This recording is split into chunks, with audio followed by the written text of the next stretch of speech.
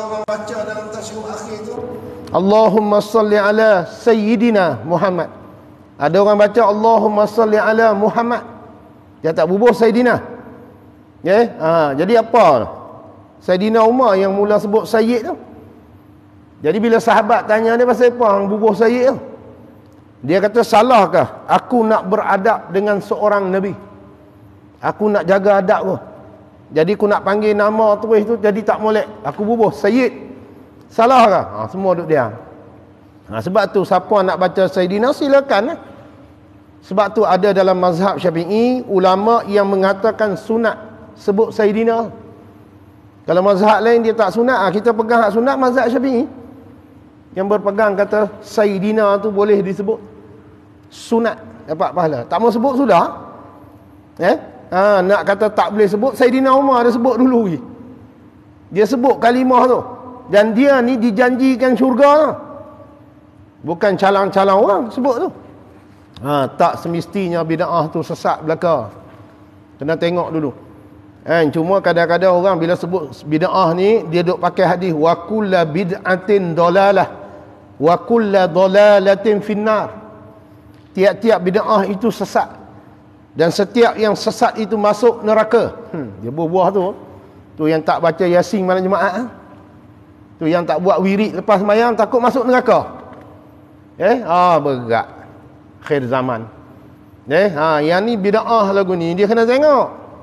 Bukan kata fokus semua borong bid'ah saja masuk neraka. Jam. Bid'ah ni benda yang direka selepas ketiadaan Nabi. Tu bid'ah ni. Sebab tu sebahagian ulama dia bahagi dalam mazhab Syafi'i, dia ada bid'ah hasanah, dia ada bid'ah dalalah. Nak sebut Sayyidina Umar ni antara yang buat bid'ah. Kalau kata dia ni bid'ah masuk neraka, Nabi tak janji syurga.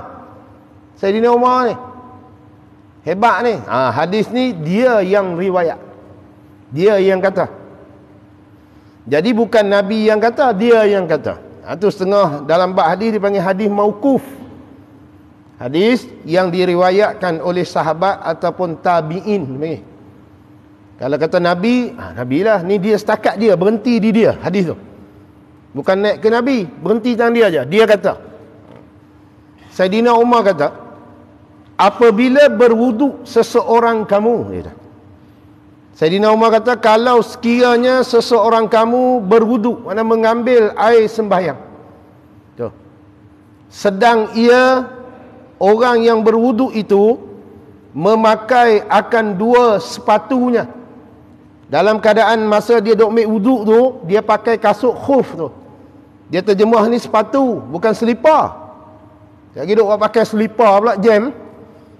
Dia sepatu ni makna dia khuf, kasut kulit. Ataupun setengah kitab dia terjemah stokin kulit, yang boleh dipakai ketika semayang tu, masuk dalam masjid boleh. Pakai kasut selipar masuk dalam masjid, marah tak siap. Ni pakai kasut memang stokin, dia tutup buku lali. Khuf dia panggil. Dia sebut sini dua sepatunya, yakni dua khufnya. Maka sapu sajalah atas keduanya, dan sembahyang sajalah pada keduanya. Makna dia tak perlu buka lah kasut tu. Ni cerita hadis khuf ni. Hadis yang mengatakan boleh sembahyang dalam keadaan sedang memakai kasut, tak perlu buka. Ambil wuduk pun tak perlu buka. Masa sembahyang pun tak perlu buka. Ni dipanggil khuf. Kasut yang kita pakai ataupun stokin kulit yang kita pakai. Sayyidina Umar kata, masa ambil air sembahyang, hang sapu atas dia saja. Sapu atas tu wajib, sapu bawah sunat. Cuma kaedah sapu, dia suruh buat lagu tu. Kasut tu, tangan ni letak di bawah tapak, tangan kiri bawah tapak, tangan kanan ni atas. Kemudian tarik lagu tu. Tu kaedah dia. Kita buat 3 garisan kan, biasa orang buat 3 garisan. 3 jari ni kat bawah, 3 jari atas, tarik macam tu. Kita basahkan tangan tu macam tu je, tak payah buka lah. Bila sampai turn nak basuh kaki tu, kita basuh muka, clear, basuh tangan, sapu kepala. Kita nak buat sunat telinga, okey. Mari kita nak basuh kaki tu. Sebab bila wuduk, dia mesti basuh kaki. Cuma bila pakai kasut ni, diberi kelonggaran tak perlu basuh kaki, sapu saja. Bukan sapu kaki, sapu kasut tu. Sapu atas kasut. Sapu atas kasut tu wajib. Bawah tu sunat. Jadi kita ni ambil dua-dua, hak wajib pun buat, hak sunat pun buat. Lagu tu. Tu dia kata khuf. Boleh pakai. Tak payah tanggal, terus pergi semayang. Kita duduk ambil wuduk dekat itu, pakai kasut tu. Tapi kita jarang tengok benda ni. Bila jarang tengok, kita pun jadi pelik. Tapi bila mengaji, ada. Jadi kita tak pelik. Melainkan dia pakai kasut Timberland masuk masjid. Yang tu pelik. Dia tibai kasut Timberland, dia kata khuf. Luku kepala. Tu bukan khuf. Dia kasut khuf ni memang kasut dia betul. Disediakan untuk pakai dalam. Kita boleh pakai. Biasanya macam kita sebutlah, nak pakai saja-saja. Bukan duk ada sakit apa, boleh, tak ada masalah. Kan? Tambah pula ada sakit. Contoh tapak kaki kita tu pecah, tak boleh kena air selalu. Pakai khuf Jadi kita ambil wuduk, sapu atas khuf tu lah, tak payah tanggal kasut tu. Tu kelebihan syarak bagi. Kelebihan yang diberi oleh syarak. Berdasarkan hadis ni lah, tak perlu tanggal. Insya'a, jika ia kendaki. Makna dia kalau hang nak lagu tu hang tak mau basuh, silakan, boleh. Illa min janabatin, melainkan kerana junub. Min tu kalau setengah makna yang tepat, min ni dipanggil min taklil. Min ni dia banyak makna.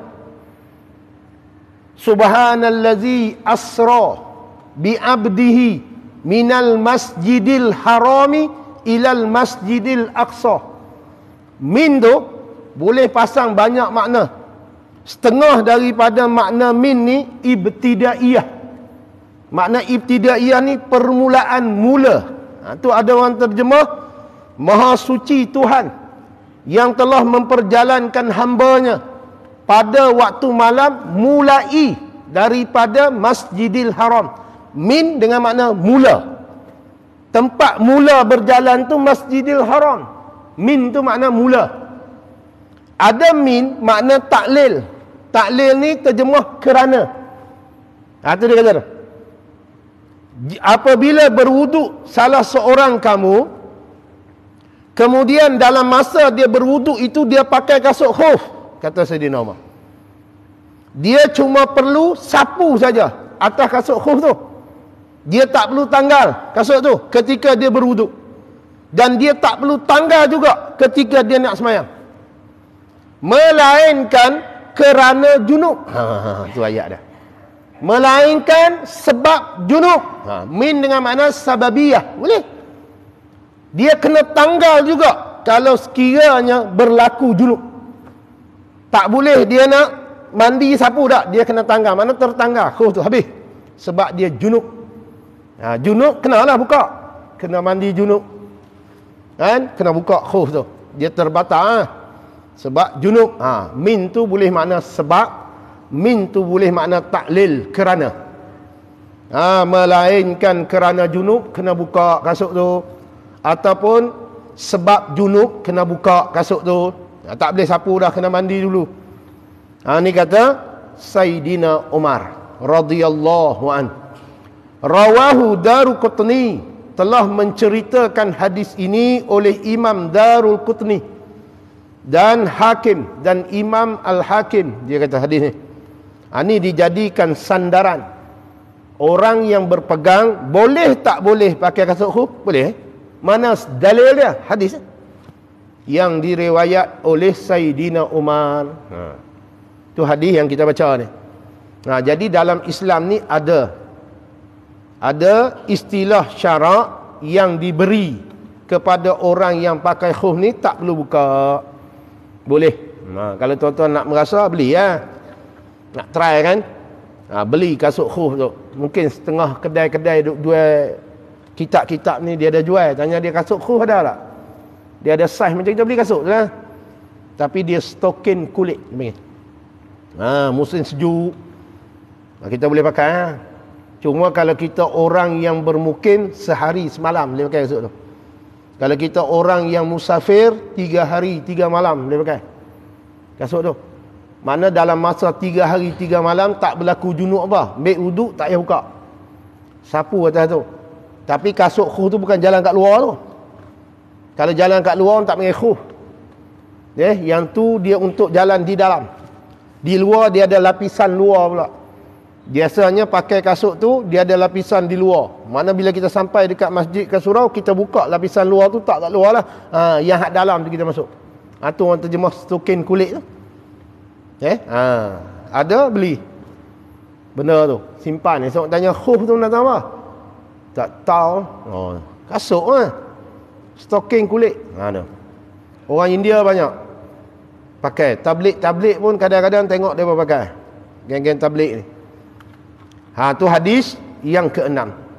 Kemudian hadis yang ke-7, an Abi Bakrata radhiyallahu anin Nabi sallallahu alaihi wasallam annahu rakhasa lil musafiri salasata ayyamin wa layaliyahunna walil muqimi yawman wa laylatan idza tatahhara falabisa khuffaihi ayyamsaha alaihima, rawahu Daruqutni wa sahahu Ibnu Khuzaimah. Hadis daripada Abi Bakrah radhiyallahu an, daripada Nabi sallallahu alaihi wasallam, bahwasanya diberi kelepasan, bukan kelepasan, diberi kelapangan bagi orang yang berjalan. Kelapangan ni terjemah daripada rukhsah tu. Rukhsah ni macam kita lah bila buat perjalanan yang mengambil jarak 2 marhalah, ada rukhsah boleh jamak qasar semayang tu. Rukhsah ni bahasa Arab. Kalau kita kelonggaran, kemudahan aja terjemah tu. Kelonggaran, kemudahan. Tapi rukhsah ni dia taat tau. Dia ketaatan, dia termasuk dalam benda taat. Jadi siapa-siapa yang buat jamak qasar, dia dapat pahala taat tau. Tu rukhsah. Dia ada satu istilah lagi dipanggil azimah. Yang ni kena mengaji usul fiqh. Kena mengaji ilmu usul fiqh. Fiqh kan biasa kita lah rukhsah. Rukhsah ni dia tulis sini, tengok kalau terjemah. Dia kata kelapangan, ada lapang di situ, kemudahan, kelebihan. Ada orang terjemah lagu tu. Cuma nak beri faham kata rukhsah ni kalau kita buat, dia taat, dia termasuk di dalam ketaatan. Jadi kalau kita tak ambil benda ni, seolah-olah kita tak mau taat. Sebagian ulama ada sebut gitu, sebab dia kategori taat. Bila kita qasar jamak ataupun qasar semayang, jarak kita ni 2 marhalah. Jadi bila jarak lagu tu ada rukhsah. Ada. Maknanya kalau kita buat benda tu benda taat. Bagus. Sebab tu sebahagian ulama kata rukhsah lebih afdal daripada azimah. Rukhsah ni. Jadi kelonggaran, kelepangan dia kata. Untuk orang yang musafir, kalau pakai khuf 3 hari masa. Ni kalau tengok dalam kitab fiqh ni, rukhsah ni ada 8. Satu rukhsah yang melibatkan masa, panjang masa. Sama ni panjang masa, termasuklah pakai kasut khuf 3 hari 3 malam tak payah buka. Rukhsah lah tu. Tengok tu. Bahwasanya diberi kelapangan bagi orang yang berjalan. Berjalan di sini makna musafir. Orang yang buat perjalanan 2 marhalah dipanggil musafir. Ada rukhsah untuk orang musafir yang pakai kasut khuf tu. Rukhsah dia apa dia? 3 hari 3 malam dia boleh pakai kasut tu, tak payah buka. Kecuali dia nak mandi ke, nak apa, terus pulang lah. Tapi kalau jenis tak mandi, seminggu tak mandi, tak payah buka 3 hari boleh pakai. Jadi setiap kali ambil wuduk, sapu atas khuf tu je lah. Kecuali dia junub. Junub kena buka. Pasal dia membatalkan. Khuf ni terbatal. Salah satu sebab tertanggal. Kita pergi buka habis. Ataupun kita berjunub. Sebab bila berjunub wajib mandi. Bila mandi kena buka kasut tu. Jadi kalau bak wuduk tak ada junub apa, tak payah buka. Kalau musafir 3 hari 3 malam. 3 hari 3 malam tu dipanggil ruksah. Terjemah sini kelapangan. Lapang sana. Tak payah duk kaluk-kaluk nak buka. Tu ada orang tanya askar bila dia masuk hutan kan, kadang-kadang dia nak kena masuk hutan 3 hari 3 malam dia tak buka kasut tu, lagu mana cerita. Tu bukan khauf. Tak buka ikut hang. Tapi kalau najis di bawah tapak kaki tu tak sah mayang. Dia kena buka kalau ada najis. Kalau tak ada najis apa, seluk bukan najis. Pakai semayang itu. Kalau dia tak mau buka. Tapi kalau dia ambil wuduk tu, macam mana? Bukan boleh sapu atas tu sebab dia bukan khauf. Ni cerita kata dia dah ambil semayang, dia pakai kasut skor. Lepas tu dia masuk hutan. Bila masuk hutan, masuk time semayang. Dia semayang dalam kan tak buka kasut, wuduk dia ada. Semayang tu tapi tapak tu kena tengoklah kasut tu. Najis ke tak? Tak najis, tak ada Ada najis tak boleh. Dia kata ni khuf. Bukan. Khuf hak dalam tu. Di luar tu bukan khuf. Jadi boleh pakailah 3 hari 3 malam kalau nak pakai untuk orang musafir. Dan bagi orang yang tetap ni orang yang bermukim. Bermukim ni makna dia bukan musafir lah. Dia duduk macam contoh, dia ni memang orang Sungai Siput. Jadi dia tak pergi mana. Boleh tak dia nak pakai khuf? Boleh. Lama mana dia boleh pakai? Sehari semalam. 24 jam dia boleh pakai. Nak kira di mana masa tu, kira dia selepas kita pakai khuf batal wuduk. Kira di situ. Kita sebab nak pakai khuf, dia kena ambil wuduk macam biasa. Ambil semayang, basuh muka, basuh tangan, sapu kepala, basuh kaki macam biasa. Lepas tu kita pakai khuf. Bila kita pakai khuf, tiba-tiba kentut. Bermula di situ. Bermula kentut tu terbatal wuduk tu start di situ. Sampailah 24 jam. Contoh mudah gini. Masa kita nak semayang subuh tu, kita ambil wuduk macam biasalah nak semayang subuh. Lepas selesai ambil wuduk nak semayang subuh, kita pakai kasut tu. Kita pun semayang subuh. Lepas semayang subuh tu, wirid-wirid pukul 7. Terbatal dah wuduk. Bermula waktu dia di situ pukul 7. Sampailah 7 pagi esok. 24 jam. Untuk orang memukim, habislah. Jadi kalau dia nak pakai balik, dia kena buka dulu, ambil wuduk macam biasa dulu. Pakai pula. Sehari semalam pula. Cukup je 24 jam, terbatal. Sebab dia bermukim. Orang yang musafir, cukup 3 hari 3 malam, batal. Jadi dia nak pakai balik, dia ambil wuduk macam biasa dulu. Buka balik 3 hari tu dah cukup dah. Ambil wuduk macam biasa, basuh kaki macam biasa, pakai balik. Pakai balik musafir, 3 hari pula. Dia lagu tu. Kaedah kalau nak pakai khuf. Boleh tak payah buka. Kan pakai kasut khuf tu. Ni orang panggil syariat, bagi ruksah.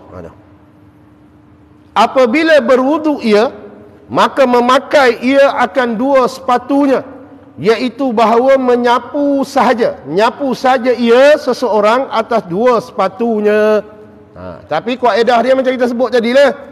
Mesti ambil wuduk macam biasa dulu. Bukan pergi pakai kasut khuf, lepas tu ambil wuduk. Tak jadi. Khuf ni dipakai selepas wuduk yang sempurna. Ambil wuduk macam biasa, basuh kaki apa semua, lepas tu baru pakai khuf. Bukan kata ambil tu, masa duk ambil tu, pakai dah kasut tu. Dah. Syarat nak pakai khuf, mesti ambil wuduk macam biasa dulu. Bila dah ambil wuduk macam biasa selesai, pakai khuf. Bila pakai tu, sat lagi kita nak semayang Zuhur. Subuh tadi kita ambil wuduk macam biasa, lepas tu kita pakai khuf. Tiba-tiba lepas semayang subuh terbatal. Kita nak ambil wuduk lain pula, nak semayang Zuhur sat lagi. Tak perlu dah buka kasut tu. Kita pun ambil wuduk macam biasa, cuma tang kasut tu kita sapu atas dia. Berapa lama boleh pakai? Start bila batal? Pukul 7. Pukul 7 tu sampai 7 pagi esok. Orang yang bermukim. Musafir 3 hari 3 malam. Okey. Kalau nak beramal, nak try tengok kan. Keen lah. Lah ni Shopee pun ada kot. Lah ni tuan-tuan buka Shopee tu, tulis situ kasut khuf. Mesti ada orang ingat Shopee ni apa dia tak jual. Semua ada. Kan tuan-tuan beli kasut tu. Dia ada saiz-saiz dia lah. Saya nak kasut khuf, cuba buka dalam Shopee beli situ. Lepas tu esok pakai mari. Orang pun tengok, "Oi, hang pakai apa tu?" "Kasut khuf." Oh, dia kata kemahan. Mau mengaji beramal. Kan cerita kadang-kadang tak nampak, pakai tu baru tahu. Cuma kita di Malaysia ni jarang orang pakai sebab dia berpeluh. Dia berkuat tau. Dia panas kan? Jadi hak molek kita pakai ni subuh lah. Subuh ni dia waktu cuaca dia sejuk sikit. Kita pakailah. Kan khuf tu. Orang tengok, "Oi, kasut apa ni?" "Kasut khuf." Kemah. Nak order.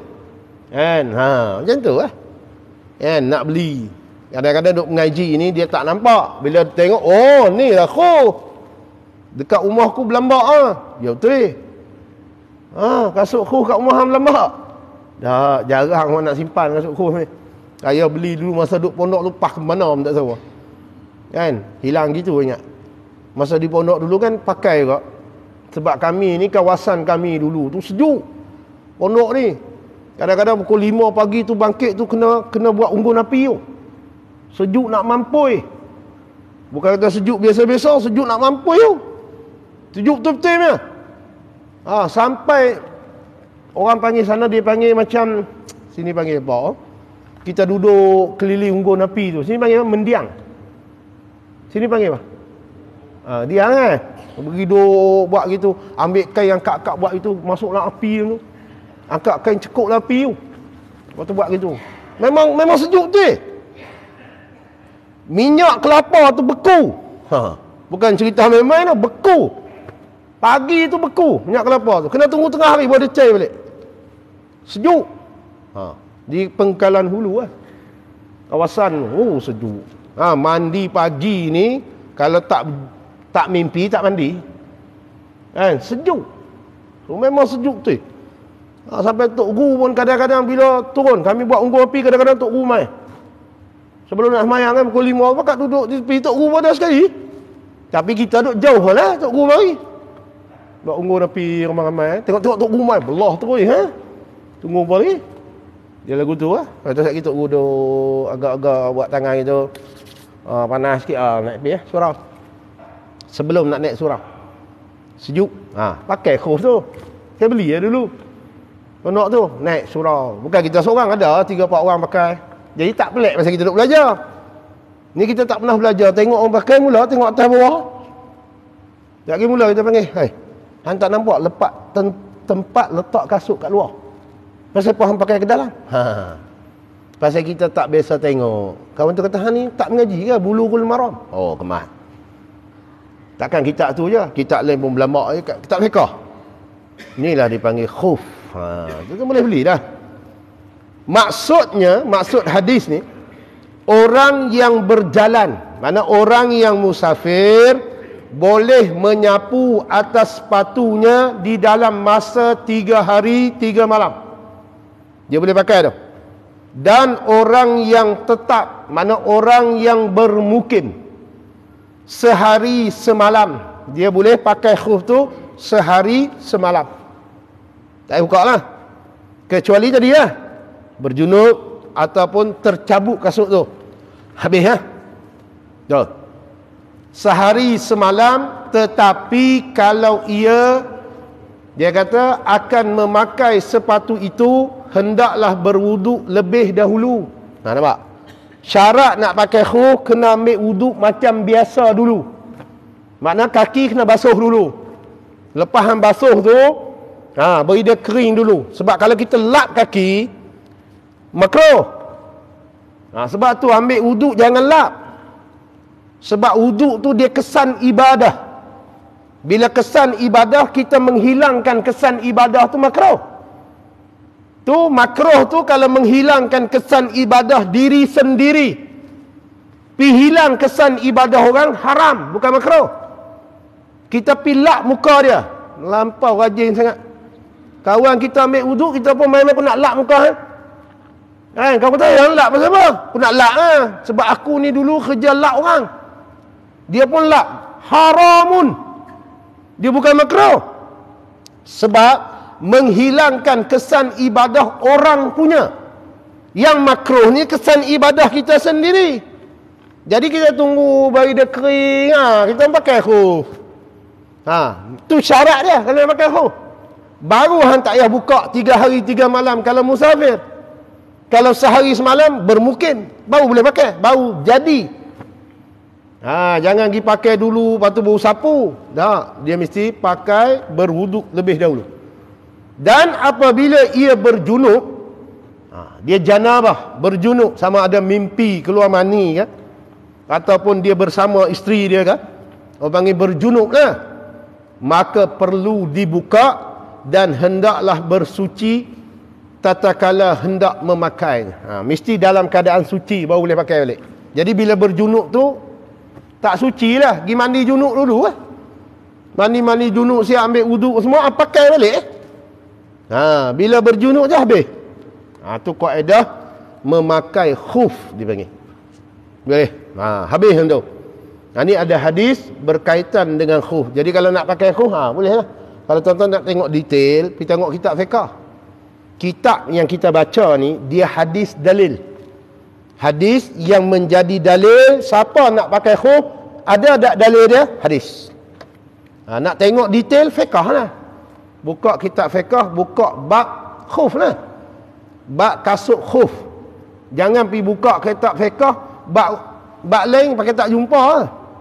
Sebab tu dia jadikan kitab ni fasal bab supaya mudah kita nak cari. Kita bab apa ni? Bab khuf. Cari bab khuf. Bab kasut khuf.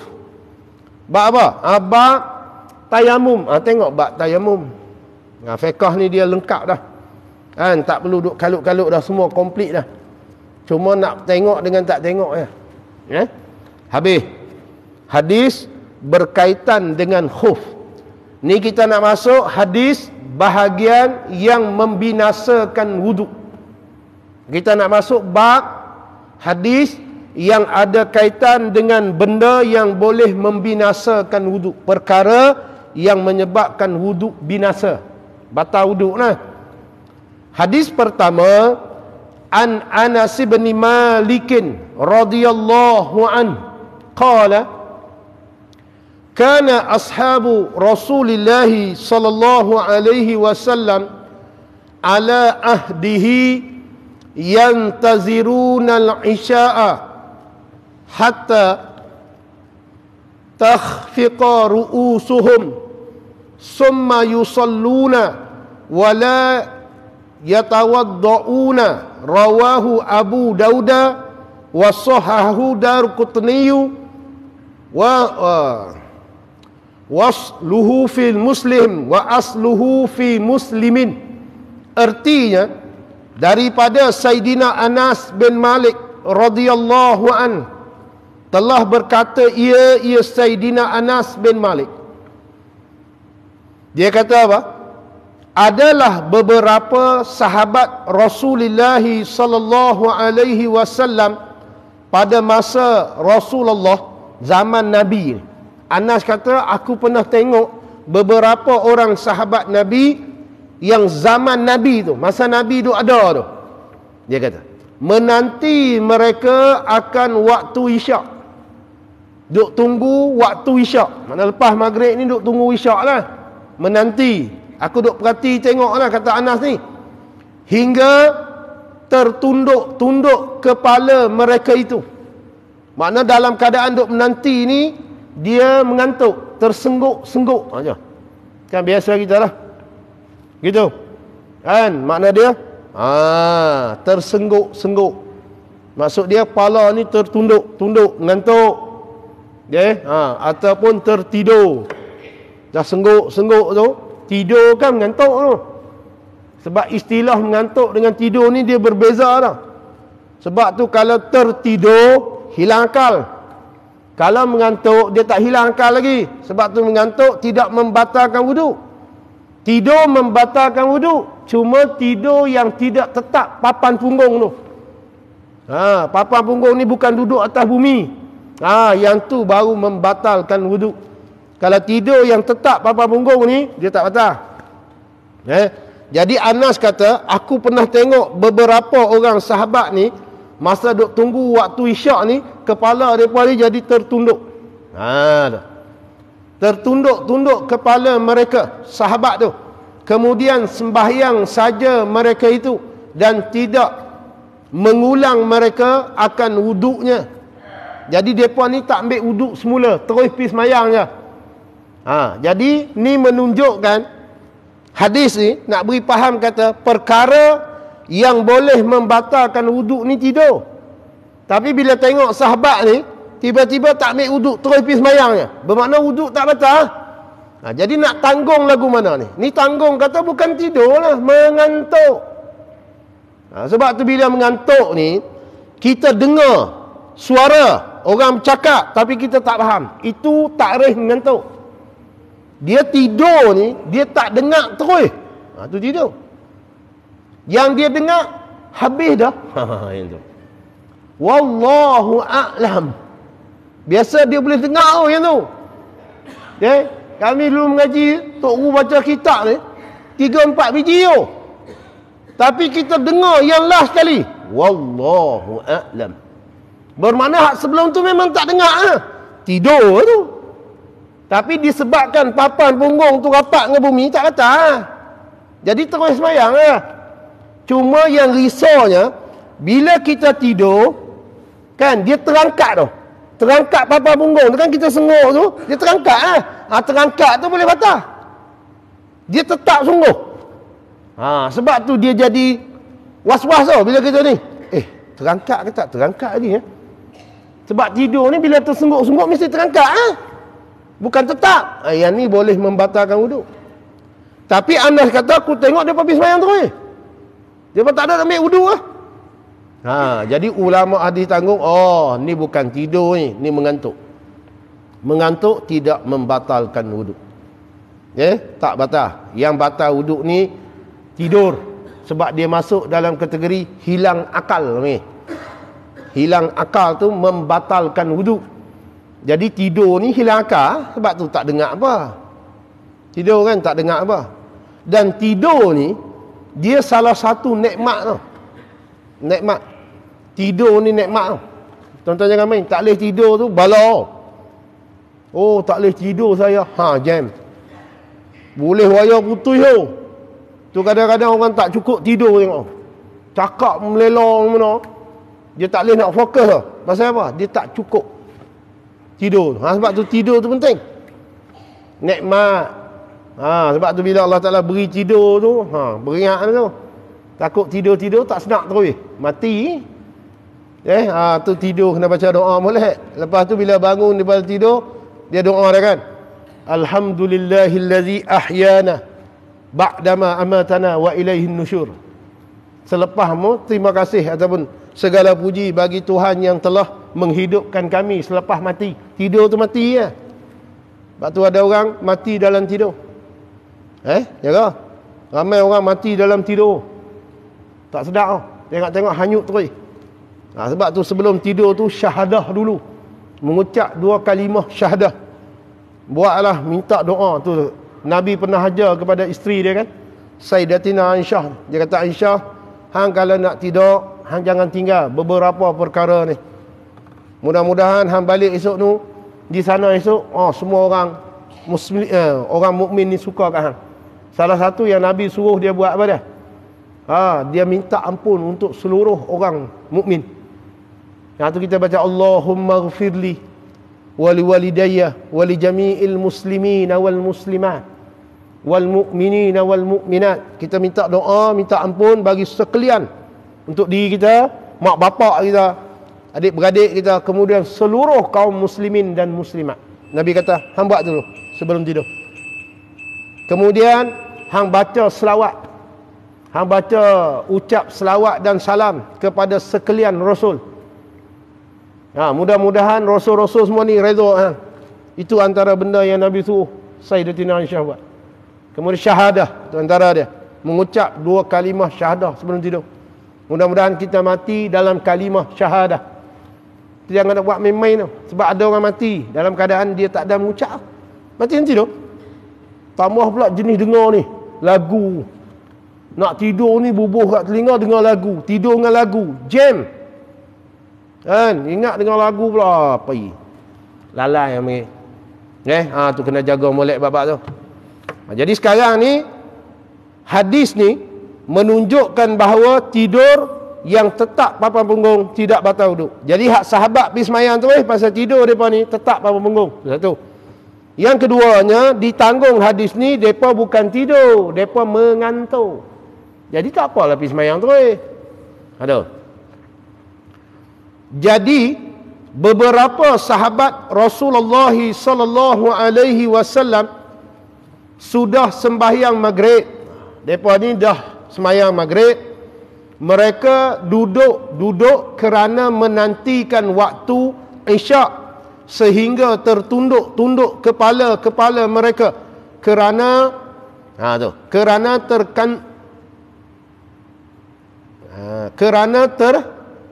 apa tu Abang Fuad? Dia tulis terkantuk. Betul ya? Mengantuk bukan terkantuk. Tak tahu kok bahasa apa terkantuk Kok sini panggil terkantuk Pak. Mengantuk. Kepala ni tertunduk ni sebab mengantuk. Dia kata tu. Sebab mengantuk kerana tidak ada satu tanda atau keyakinan yang wuduknya sudah lepas. Mana tak ada tanda-tanda mengatakan wuduk mereka ni dah terbatal. Mereka cuma mengantuk. Sehingga tidak mengulang akan wuduknya, hanya terus sahaja mereka sembahyang isyak. Jadi mengantuk termasuk dalam perkara yang tidak membatalkan wuduk. Berdalilkan sahabat Nabi ni. Walaupun kepala mereka duduk lagu tu, tapi mereka terus sembahyang. Pasal apa? Tak berlaku batal. Jadi kita pun ambil sumber situ yang mengatakan mengantuk tak batal. Yang batal ni tidur. Tidur pun tengok pula. Tetap tak papan punggung? Tak, batal. Tetap tak batal? Tu kaedah dalil. Kita ambil dalil mengatakan tidur itu tidak membatalkan wuduk berdasarkan perbuatan sahabat Nabi. Pasal apa? Pasal mereka ni terus semayang, tak pergi ambil wuduk semula. Menunjukkan mereka ni yakin tak berlaku perkara yang wuduk itu terlepas. Tu tidur tu tak ada masalah lah. Tidur yang tetap papan punggung. Sebab tu kalau kita fikir kan, apa nama saya pernah cerita dulu, Imam Ahmad Ibn Hanbal, dia semayang subuh menggunakan wuduk isyak 40 tahun. Kalau tengok dalam kitab biodata Musnad Imam Ahmad, dia ada cerita riwayat dia. Kalau tak salah saya, dalam kitab Bahrul Mazi pun ada cerita tentang kelebihan Imam Ahmad Ibn Hanbal menggunakan wuduk yang dia semayang isyak. Dia pergi semayang isyak, wuduk dia ambil semayang isyak tu, dia guna wuduk tu untuk semayang subuh. Lama mana? 40 tahun.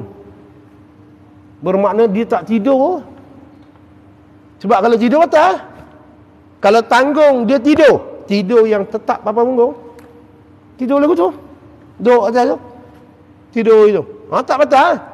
Kalau tidur terlentang batal. Dahsyat tak? Dia guna wuduk isyak tu selama 40 tahun. Kita ni kentut tak berhenti tu. Sak-sak kentut. Kan? Kadang-kadang memang tak boleh buat apa. Makan pula cempedak goreng pula. Kentut tak berhenti. Dulu saya masa masuk pondok tu, antara benda yang saya kena kentut tak berhenti. Masuk pondok tu, dia ambil wuduk, jalan sikit kentut. Sekali ulang balik ambil wuduk, naik 2-3 tangga kentut pula. Berasa nak mengamuk. Geram itu dajeng. Dia jadi macam tu, geram lah. Pasal kita nak semayang, Pi Allah kentut pula dah. Masa tu kita ni berasa panas tak kira. Berasa geram dengan diri sendiri. Lepas tu bila duk pi mengaji, ustaz tu cerita bagus, ambil wuduk banyak kali ni menggugurkan dosa. Baru rasa lega ni. Sebab ambil wuduk banyak kan dosa gugur. Oh, jadi bila kita duk ambil wuduk mana Allah Taala nak beri gugur dosa, dosa banyak sangat. Tu yang kentut tak berhenti tu. Jadi kita duk fikir lagu tu. Dia rasa tenang jiwa. Oh, tak kentut pula susah hati. Nak beri kentut pula. Ya, nak ambil wuduk. Gugur dosa. Lama-lama kita duduk pondok tu, hilang penyakit tu. Hilang penyakit tu. Penyakit kentut tu. Mula-mula memang saya kena penyakit tu. Saya duduk geram. Salah kali mikir, oh dosa aku banyak ni. Patut kentut tak berhenti. Cuma yang tak boleh nak mikir, jenis setengah kawan, dia kentut tak berhenti juga. Tapi dia kepar kentut tu. Haram betul. Dia kentut, dia kepar tau. Kepar dia main boh kat muka je. Mujur tak syahid. Dia mari. Kentut pula jenis tak bunyi tu. Tuan-tuan kalau kentut tak bunyi juga. Kalau kentut je beruk tu, dia kurang bau. Jenis, jaga. Yang tu boleh syahid tu. Busuk kau ni. Jadi kentut ni, keluar angin lah. Jadi bila papa punggung tu tetap atas bumi, dia payah nak keluar angin. Tu kemah dia. Jadi bila renggang, papa punggung dengan bumi tu renggang, dia mudah. Sebab tu tidur tetap papa punggung atas bumi, dia payah nak keluar sesuatu. Tu bila terangkat tu, mungkin keluar masa terangkat tu. Sebab tu sebahagian ulama kata, kalau terangkat itu, kata, kalau memang tetap lagu tu je, tak ada masalah apa. Sebab sahabat je. Walau bertunduk itu, tapi keyakinan tak keluar. Terus sembahyang. Habis. Tu hadis yang berkenaan dengan perkara yang membatalkan wudu. Habis. Kemudian kita akan masuk hadis yang kedua. Jadi kita berhenti yang tu. Jadi kita akan sambung bulan depan lah. Hadis an Aisyah radhiyallahu anha qalat ja'at Fatimatu bintu Abi Hubaishin ila Nabi sallallahu alaihi wasallam. Faqalat ya Rasulullah inni imra'atun ustuhabu. Dia kata. Wallahu a'lam. A'udzu billahi minasyaitonir rajim. Bismillahirrahmanirrahim. Alhamdulillahi rabbil alamin wassalatu wassalamu ala asyrafil anbiya'i wal mursalin wa ala alihi washabbihi ajmain. Allahumma ta'ala wa ta'ala fi nurikana wa nafhamna. Sallallahu alaihi wasallam Muhammad walhamdulillahi rabbil alamin.